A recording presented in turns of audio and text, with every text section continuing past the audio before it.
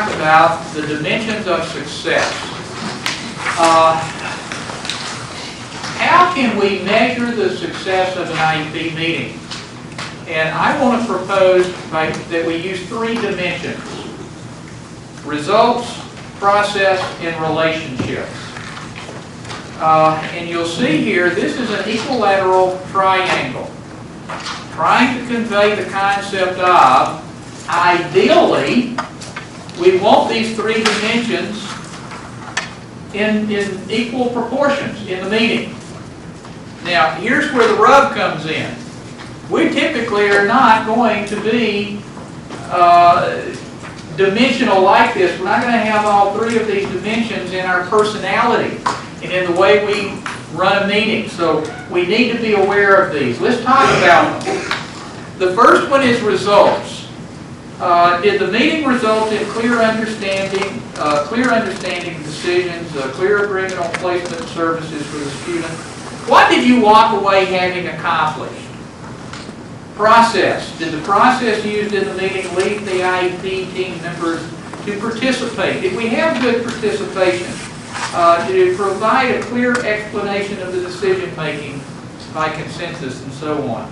And then relationships. Were the interpersonal relationships characterized by openness and honesty, respect, and courtesy?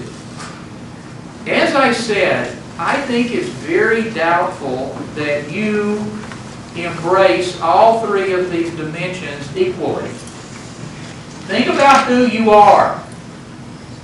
Are you a process person? Are you so concerned about how the meeting is going that sometimes you forget about the results or the relationships? Or are you so results driven that sometimes relationships and process goes out the door? Or, and I think, and I'm tarring a lot of people with one broad brush stroke here, I think a lot of people in special education are very relationships driven. It's kind of who we are. And sometimes we sacrifice results for relationships. How many times have you been in a meeting and somebody starts crying and you just want to say, I'll give you anything you want to stop crying? You know, I don't want crying on my watch. So we want to be balanced. And the first way to really get this under control is to identify who you are. And more important, where is your dragon?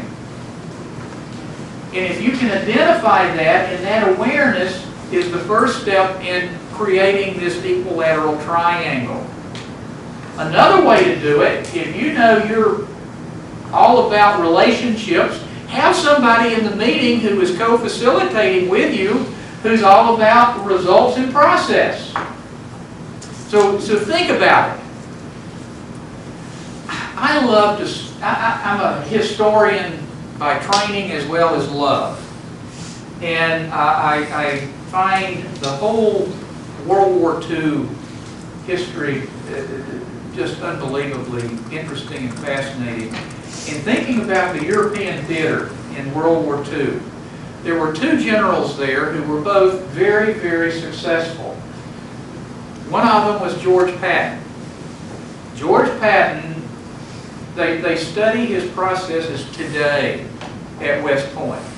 I understand he was like a logistical savant. I mean, he could look at the maps and actually move the troops in his mind and watch the battle play out, and then he would make it happen. So as a result, his results were quite good. Relationships, he lost his command twice because he didn't have any good relationships. In the same theater at the same time, Dwight Eisenhower, Normandy, invasion of North Africa, all the logistics, his processes were wonderful. Results, obviously, we won the war. But he also had that relationship side. I still, even when I look at the still pictures, I get goosebumps before D-Day. Now, I have read that his staff told him the first invasion, there would be a minimum of 70% casualties. Now, think about that. And obviously, he did. He said, I will not send those men to the beaches of France until I meet with them. And he did. And I see those pictures now, him talking with the troops, and they're in their camouflage and they're ready to go.